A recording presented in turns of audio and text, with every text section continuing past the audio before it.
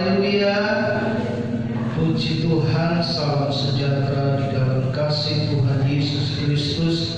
Kita bersyukur pada pagi hari ini kita kembali memuji dan memuliakan nama Tuhan. Tiba saatnya saudara dan saya kembali untuk belajar akan kebenaran firman Tuhan, dan juga kita sebentar akan mengenang kasih karunia Tuhan lewat pengorbanan Yesus di atas kayu salib. Tetapi sebelum itu kita kembali dikenapi oleh firman Tuhan. Puji nama Tuhan. Mari saudaraku yang kekasih di dalam nama Tuhan Yesus Kristus, kita akan buka Alkitab kita di dalam 1 Petrus pasal yang ke-1 ayat yang ke-14. 1 Petrus 1 pasal pertama ayat yang ke-14. 1 Petrus pasal pertama ayat yang ke-14 sudah mendapatkan. Silakan saudara menyimak di Alkitab saudara masing-masing, baik yang ada di rumah maupun ada yang ada di tempat ini. Mari kita bersama-sama membaca ayat pokok kita pada pagi hari ini. Begini bunyi kebenaran firman Tuhan: hiduplah sebagai anak-anak yang taat, dan jangan turuti hawa nafsu yang menguasai kamu pada waktu kebodohanmu. Sekali lagi, hiduplah sebagai anak-anak yang taat, dan janganlah turuti hawa nafsu yang menguasai kamu pada waktu kebodohanmu. Puji nama Tuhan. Firman Tuhan pada pagi hari ini saya berbicara tentang harga dari sebuah ketaatan.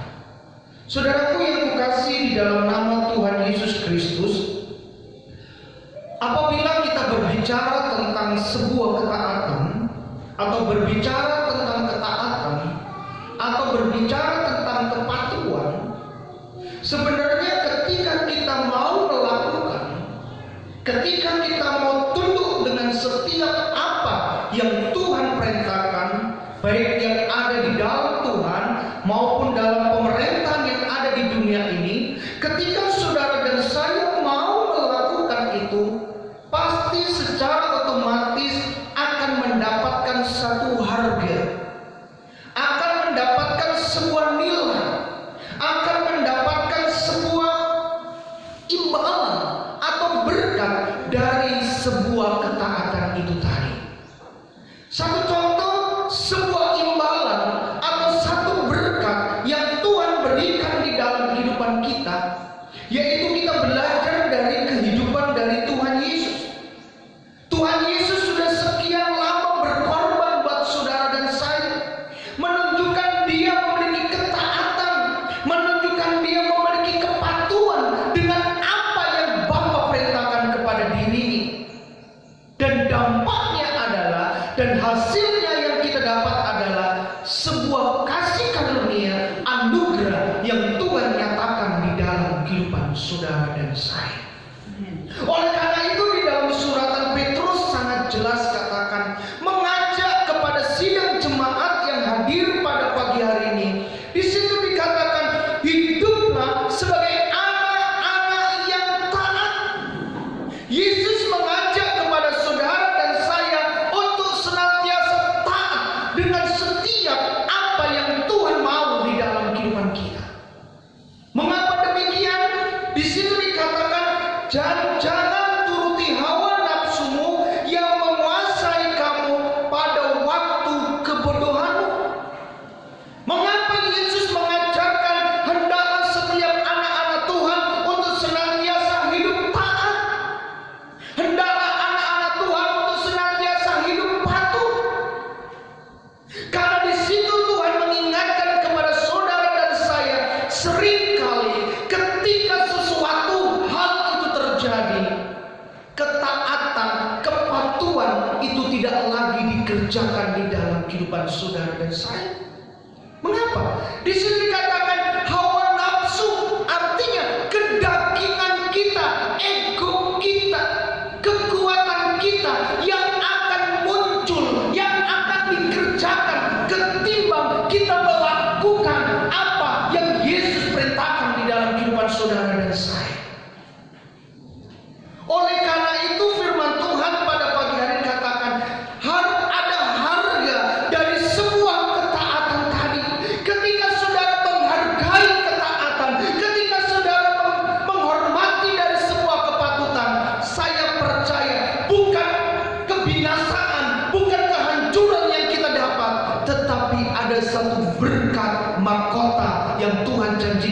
kepada saudara dan saya. Amin.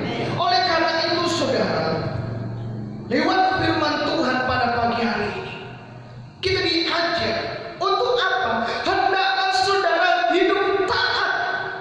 Hendaklah saudara senantiasa hidup patuh kepada setiap perintah-perintah Bapa.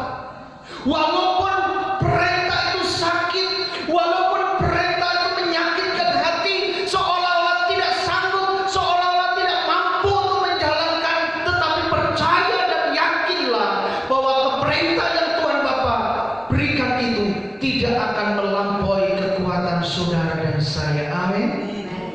Saudara, memang ketika saudara lakukan kadangkala merasa biasa-biasa saja. Ketika saudara melakukan ketaatan seolah-olah tidak ada faedahnya. Tetapi pada pagi hari ini ada dua hal yang saya akan berikan kepada saudara dan saya. Ketika saudara mau selalu taat, ketika saudara dan saya senantiasa mau tunduk akan setiap perintah, sebenarnya ada 4, tetapi saya hanya berikan 2 saja. Yang harus saudara ingat bahwa dari ketaatan itu ada dampak yang Tuhan berikan kepada saudara dan saya. Dampak apakah itu? Atau berkat apakah yang Tuhan berikan kepada saudara dan saya? Yang pertama saudara, ketika saudara senantiasa taat kepada Bapa, ketika saudara patuh kepada setiap perintah Allah, yang pertama saudara akan mendapatkan kehidupan yang senantiasa intim dengan Allah. Amin. Kehidupan yang intim dengan Bapa. Ketika saudara dan saya taat, ketika saudara dan saya patuh dengan perintah Bapa, ternyata Tuhan membawa, ternyata Tuhan menggiring kekristenan kita. Untuk apa? Untuk senantiasa saudara dan saya supaya intim dengan Allah. Artinya apa? Kita dibawa kehidupan yang mesra. Kita dibawa dengan kehidupan yang dekat, kehidupan yang karib dengan Bapa. Siapakah Bapa? Yaitu Bapa adalah Allah pencipta langit dan bumi. Siapakah Bapa itu? Adalah Yesus sebagai juru selamat di dalam kehidupan saudara dan saya. Ternyata ini satu penghargaan yang luar biasa. Bukan hanya berkat-berkat jasmani saja yang Tuhan curahkan di dalam kehidupan kita ketika saudara dan saya hidup dalam sebuah ketaatan. Ternyata Tuhan janjikan di dalam kekristenan kita, ketika saudara hidup taat, ketika saudara hidup patuh, ternyata Tuhan membawa saudara hidup dekat dengan Tuhan Yesus Kristus. Amin. Tetapi ketika saudara jauh, ketika saudara tidak hidup taat, ketika saudara tidak ada kepatuhan dengan Bapa, saudara tidak lagi intim, saudara tidak lagi dekat, saudara tidak lagi bergaul karib dengan Bapa. Kenapa? Karena kehidupan saudara tidak layak lagi di hadapan Tuhan. Tetapi ketika hubunganmu dekat dengan Allah, ketika hubunganmu dekat dengan Bapa, ketika engkau taat kepada Allah, saudara semakin hari, semakin minggu, semakin bulan, semakin tahun, bahkan semakin kau dipanggil Tuhan, saudara akan tetap dekat dengan Tuhan Yesus Kristus. Makanya di dalam Mazmur pasal 62 dikatakan, mari saudara kita baca. Di dalam kitab Mazmur pasal yang ke-62,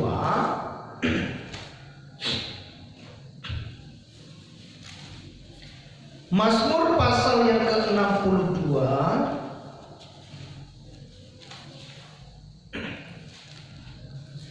ayat yang kedua dan ketiga. Mazmur pasal yang ke-62 ayat 2 dan 3 disitu katakan, hanya dekat Allah saja aku tenang, daripada nyala keselamatanku, hanya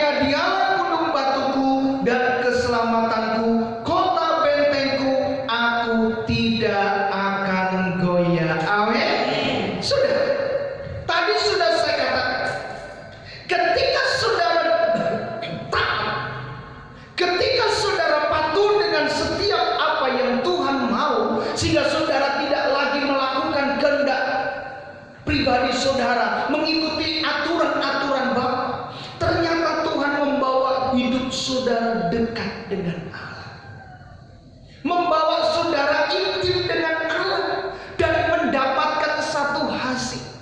Hasilnya apa? Di ayat yang kedua dikatakan, ketika saudara taat, ketika saudara patuh, saudara mendapatkan ketenangan. Ketika saudara dekat dengan Bapa, ketika saudara dekat dengan Allah pencipta langit dan bumi, kehidupan saudara menjadi tenang. Amin. Kehidupan saudara menjadi tentram. Walaupun kondisi saat ini sudah merebak, walaupun kondisi saat ini sudah merajalela, begitu banyak virus sudah melanda di bangsa Indonesia, tetapi ketika saudara taat dengan aturan-aturan yang ada, hati saudara tetap tenang, hati saudara tetap damai, hati saudara tetap sukacita, karena kita punya prinsip: ketika aku taat, ketika aku patuh, aku semakin intim, aku semakin tenang di dalam Tuhan Yesus Kristus. Amin. Mengapa demikian? Kita menjadi tenang. Dikatakan di ayat yang ketiga, dikatakan, hanya Dialah gunung batuku dan keselamatanku, kota bentengku, aku tidak akan goyah. Saudara, ketika saudara tenang, ketika saudara dekat dengan Allah, ada ketenangan. Mengapa hati kita menjadi tenang? Di situ dikatakan, hanya Dialah gunung batuku. Kita diberikan kekuatan kembali, kita diberikan motivasi kembali, kita diberikan semangat kembali, kita diberikan semangat yang baru kembali oleh Bapa. Kenapa? Kita diajak, dilihat akal pikiran kita menunjukkan apa? Hanya Dialah gunung batuku. Artinya hanya Dialah Bapa kita satu-satunya sebagai andalan kehidupan saudara dan saya. Sehingga tidak ada andalan yang lain, sehingga tidak ada harapan yang lain, sehingga tidak ada jaminan yang lain selain Yesus Bapa Allah kita sebagai gunung batu. Makanya di dalam Mazmur 121 ayat 1 dan 2 katakan, mataku melihat ke gunung-gunung, dari manakah datang pertolongan itu? Tetapi ayat 2 katakan, Raja Daud katakan, pertolonganku cuma ada satu, hanya ada di dalam Tuhan pencipta langit dan bumi. Amin. Sama dengan kehidupan saudara. Mungkin saudara berkata, Om, dengan adanya virus corona ini, Om, membuat usaha saya sepi, membuat pekerjaan saya hampir gulung tikar, membuat kerohanian saya menjadi kendor, membuat iman pengharapan saya tidak ada faedah, saya tidak bisa setia lagi beribadah, Om, karena wabah-wabah ini. Tetapi firman Tuhan mengingatkan, ketika saudara taat, saudara dekat dengan Allah, perasaan saudara menjadi tenang, karena ada Allah sebagai gunung batu, sebagai sumber pengharapan yang hakiki di dalam kehidupan kita. Ketika saudara mendapatkan kegalauan, tidak usah lari kepada si A, tidak usah lari kepada si B, tetapi bukalah kamar saudara, ajalah anak istrimu untuk apa?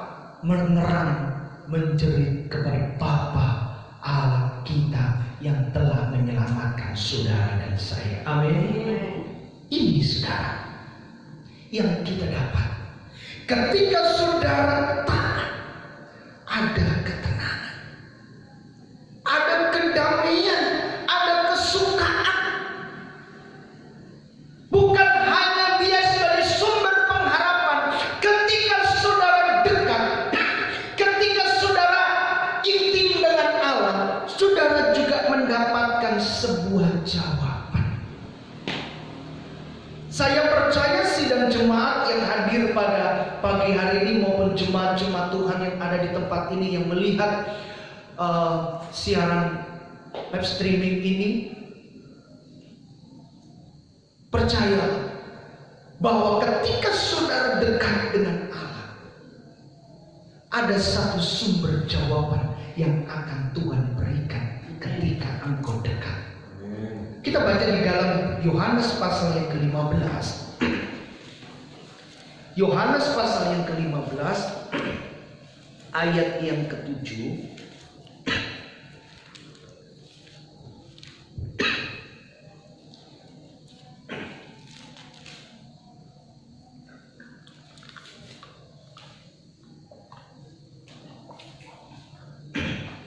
Yohanes 15 ayat yang ke-7 dikatakan, jikalau kamu tinggal di dalam aku dan firman-Ku tinggal di dalam kamu, mintalah apa saja yang kamu kehendaki, kamu akan menerimanya. Amin. Kalimat pertama katakan, jikalau kamu tinggal di dalam aku dan firman-Ku tinggal di dalam kamu. Ini berbicara tentang sebuah ketaatan kembali. Ketika kita dekat, ketika kita sebagai orang yang dekat selalu melakukan apa yang Tuhan perintahkan, yaitu berbicara tentang firman Allah. Jika kamu tinggal di aku dan aku Yesus tinggal di dalam aku, yaitu di dalam kehidupan saudara, dan melakukan selalu firman Tuhan, dikatakan mintalah apa saja yang kamu perlukan. Tetapi ingat, Tuhan tidak menyediakan apa yang lain, tetapi Tuhan hanya menyediakan apa yang menjadi kebutuhanmu saat ini. Tuhan itu tahu apa yang menjadi kebutuhan kita. Tuhan itu mengerti apa yang menjadi keperluan yang dibutuhkan saat-saat ini.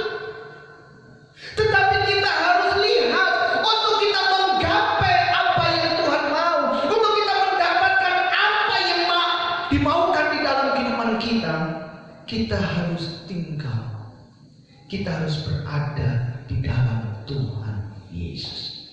Mungkin saudara berkata, oh, kalau aku tidak tinggal apakah bisa? Atau aku tidak ada ketaatan apa bisa? Saya katakan dengan tegas, kalau saudara tidak tinggal di dalam Yesus, kalau saudara tidak ada ketaatan, berkat itu tidak akan dicurahkan. Amin. Berkat itu akan sirna. Yang harusnya datang kepada saudara, tetapi Tuhan gerakan kepada orang yang lain. Yang harusnya berkat itu ditujukan kepada saudara, tetapi Tuhan belokkan kepada yang lain. Sehingga saudara berkata, apakah Tuhan tidak sayang? Bukan. Apakah saudara berkata, apa Tuhan tidak lagi cinta kepada aku? Bukan. Tetapi yang membuat dia tidak cinta kepada saudara, yang membuat saudara tidak disayang oleh Tuhan, itu bukan karena siapa-siapa, tetapi karena ulah saudara dan saya tidak ada ketaatan. Amin. Bukti kasih karunia ibadah berjalan asa yang kudus. Sebentar saudara makan dan minum tubuh dan darah Yesus, itu menunjukkan arti sebuah ketaatan, dan hasilnya apa? Yang harusnya saudara dan saya pikul salib, yang harusnya saudara dan saya pikul dosa, tetapi lewat ketaatan Yesus, dia mati di atas kayu salib untuk menebus segala dosa-dosa saudara dan saya. Amin. Oleh karena itu, mari, harga sebuah ketaatan itu jangan diabaikan. Biarlah harga dari sebuah ketaatan itu kerjakan dengan penuh kesungguhan.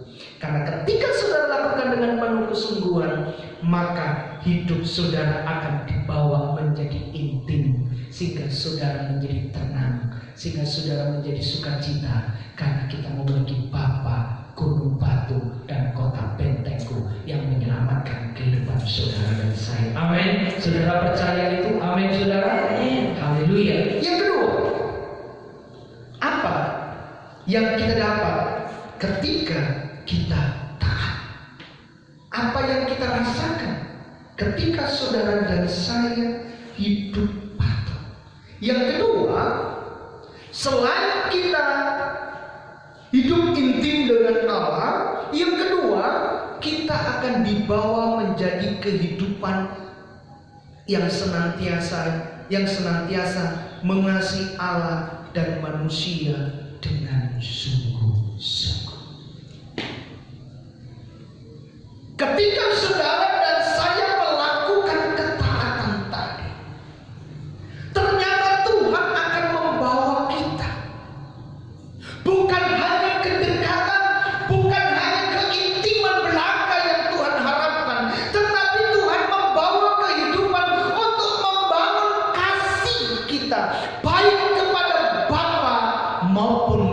sesama secara sungguh-sungguh. Inilah yang kita akan kerjakan saat-saat ini. Inilah yang harus saudara dan saya harus perhatikan saat-saat ini, terlebih di akhir zaman. Kita dibawa oleh Allah ketika saudara taat kepada Bapa. Tuhan merindukan, Tuhan ingin menciptakan supaya setiap anak-anak Tuhan untuk senantiasa mengasihi, untuk senantiasa mencintai, untuk senantiasa menyayangi, baik kepada Bapa, baik kepada Allah maupun kepada manusia. Amin. Mengapa demikian? Kita baca di dalam Injil Matius pasal yang ke-22. Matius pasal yang ke-22. Matius pasal yang ke-22 ayat yang ke-37.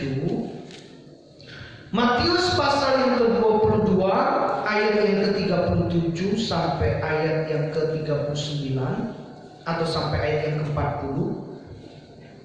Matius 22 ayat 37 di situ dikatakan, jawab Yesus kepadanya, kasihilah Tuhan Allahmu dengan segenap hatimu dan dengan segenap jiwamu dan dengan segenap akal budimu. Itulah hukum yang terutama dan yang paling pertama. Perhatikan ayat 39. Dan hukum yang kedua yang sama dengan itu ialah kasihilah sesamamu manusia seperti dirimu sendiri. Ayat 40. Pada kedua hukum inilah tergantung seluruh hukum Taurat dan kitab para nabi.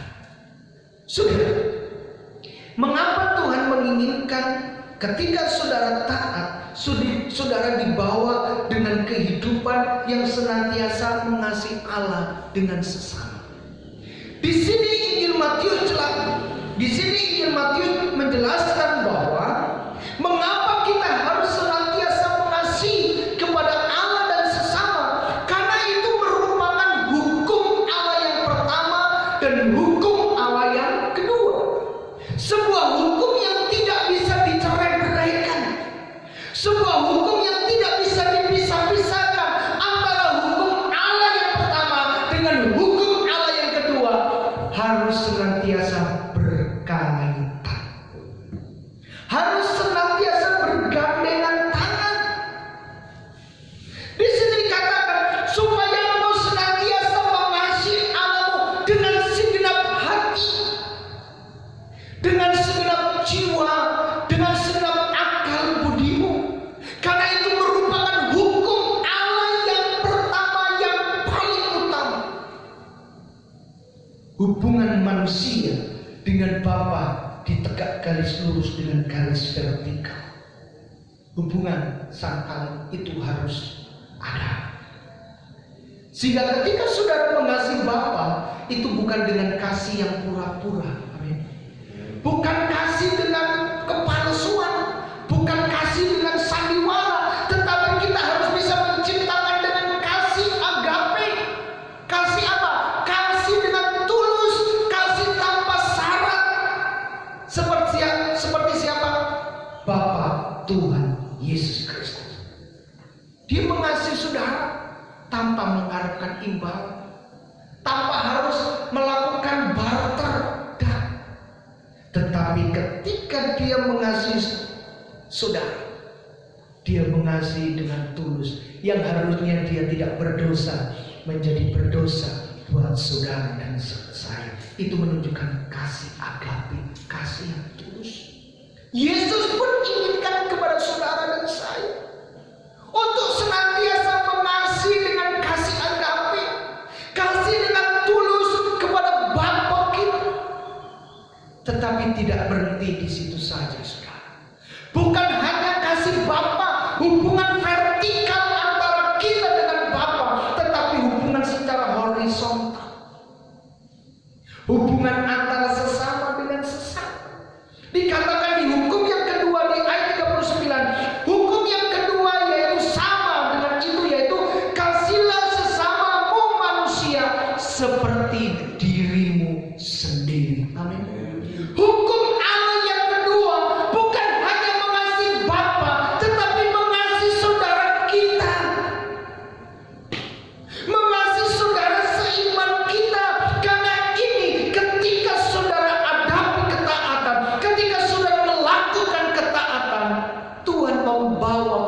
kita untuk melakukan hubungan antara dengan Allah dan juga dengan manusia. Kita harus mencintai sesama kita. Mau bicara dalam konteks bukan mencintai lawan jenis, tidak, tetapi mengasihi, menyayangi, mencintai dengan penuh ketulusan. Mengapa? Karena dia bukan orang lain lagi, karena dia bukan musuh kita lagi, karena dia bukan penjahat lagi, tetapi dia adalah satu saudara seiman kita. Amin. Kita adalah satu keluarga Allah, saudara. Kalau dunia musuh, penjahat akan dibalas menjadi penjahat, caci maki dibalas dengan caci maki, kebencian dibalas dengan kebencian. Tetapi ketika kita sebagai orang percaya, orang yang mengasihi sesama kita, ketika dia benci, kasihilah bukan dengan kebencian, tetapi kasihilah dengan kasih yang tulus. Amin. Mengapa? Seperti Yesus. Ketika Yesus diperhadapkan dengan murid-muridnya yang akan merajam batu seperti merajam batu perempuan pelacur itu, Yesus tidak pernah menghakimi perempuan pelacur itu. Tetapi Yesus, apakah hidupmu lebih baik dari perempuan itu? Apakah kamu tidak bisa mengampuni perempuan pelacur itu? Yesus aja bisa mengampuni, apalagi saudara dan saya tidak. Apalagi saudara dan saya harus dan mau untuk senantiasa mengampuni. Amin, saudara. Memang untuk mengampuni itu susah, saudara. Sampai detik ini, pagi ini saya kadang-kadang jengkel. Saya kadang-kadang berkata kepada yang gembala, seolah-olah saya tidak terima. Saya kurang apa? Saya kurang apa? Saya kurang apa?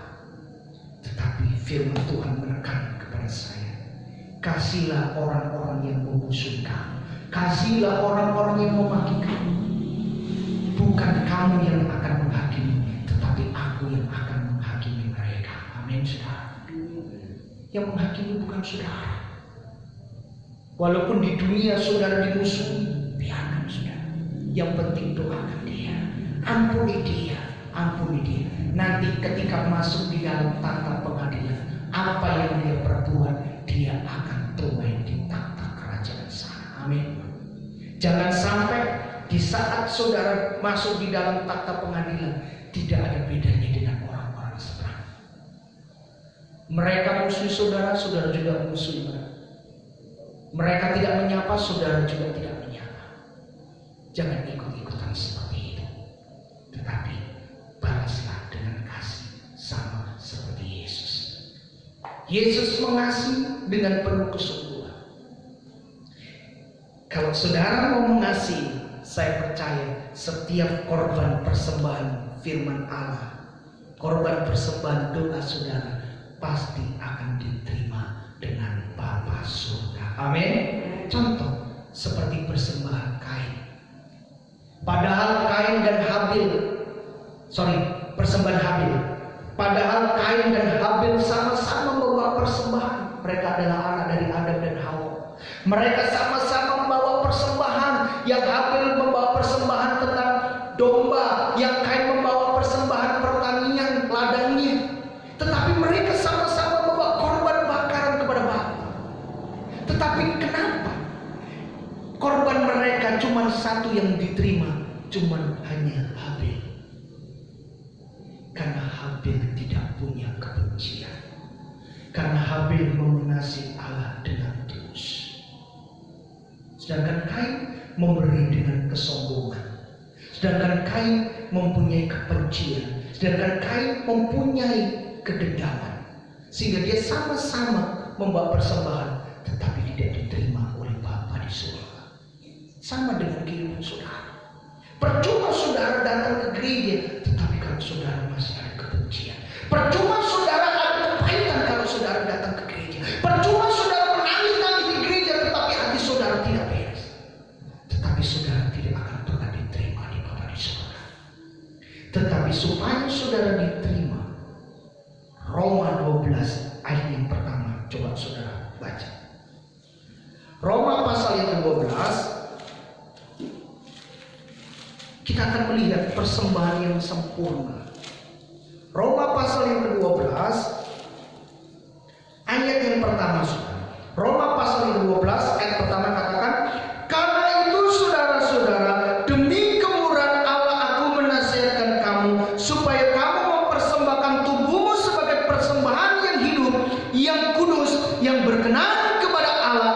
Itulah sebuah ibadah yang sejati. Amin. Ibadah yang sejati adalah ibadah yang kudus, hati yang bersih, hati yang suci, hati yang berkenan kepada Allah. Tetapi kalau masih ada dosa, kalau masih ada kebencian, kalau masih ada kedengkian, persembahan saudara tidak akan pernah diterima.